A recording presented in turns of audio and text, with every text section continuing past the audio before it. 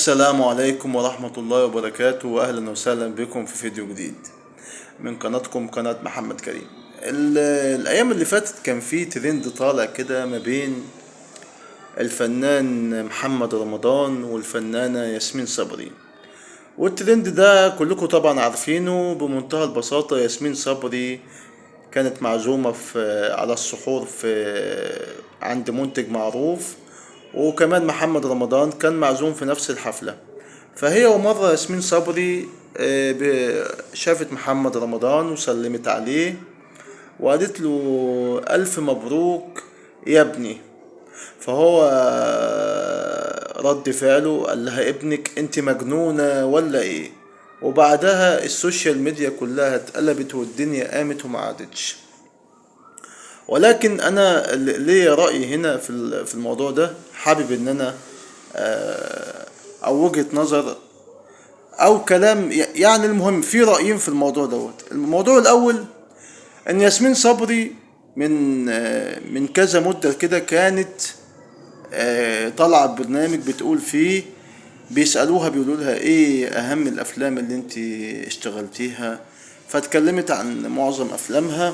ولما اتسألت عن فيلم الديزل اللي عملته مع محمد رمضان اللي كانت بتشاركوا فيه البطولة، ردت قالت بصراحة الفيلم ده انا ما كانش جايب ايرادات وما كانش احسن حاجة وما كانش. وابتدت ان هي تقلل من العمل اللي هو طبعا بطله مين؟ بطله محمد رمضان. فمحمد رمضان من يومها وهو شايل، وكانت عملت معاه مسلسل تاني اسمه الأسطورة. فبرضه في البرنامج ذكروها بالأسطورة، قالت لا أنا ما برضه مش ما كانش مسلسل الأسطورة ما كنتش واخدة مساحة كبيرة فيه، فأنا برضو يعتبر مش علامة في تاريخي. وكمان ياسمين صبري بتشتغل مع نجوم في بينها وما بين محمد رمضان مناوشات، أو زي تقدروا تقولوا كده يعني ضغينة فنية، أمثال أحمد عز ومحمد إمام والناس دي. فهو هما مش بيحبوه وما بيحبهمش، عشان نبقى يعني صرحة وسكة ودغري مع بعض كده. لان في مثل بيقول لك عدوك ابن كارك. المهم محمد رمضان طبعا كان يعني شكله كان شايل وكده. فلما هي طبعا قالت الجملة دي، على فكرة كان لو عليه هو كان حابب، يعني لو حد تاني كان عدى الموضوع، لان الموضوع من وجهة نظري ما يستاهلش يا ابني ومش عارف ايه، وهي بتبارك لك فخلاص عديها يعني. ولكن هو ما عدهاش لان هو من الاول شايل.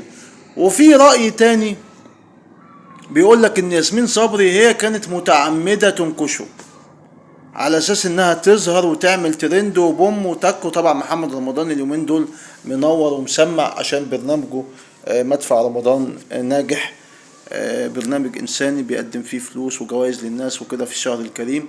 فهي طبعا لما الله اعلى واعلم لما شافت ان الدنيا كويسه معاه وان هو منور في شهر رمضان، فحبت بالبلدي كده تحكها معاه.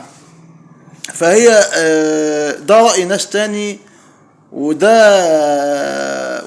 والرأي الأولاني برضو ناس تاني بتتكلم فيه إن محمد رمضان شايل منها من بعد ما طلعت في البرنامج وقعدت تتكلم على معظم أفلامها، وتجاهلت فيلم الديزل اللي عملته معاه، وتجاهلت كمان أو قللت من مسلسل الأسطورة اللي هو كان ناجح جدا طبعا.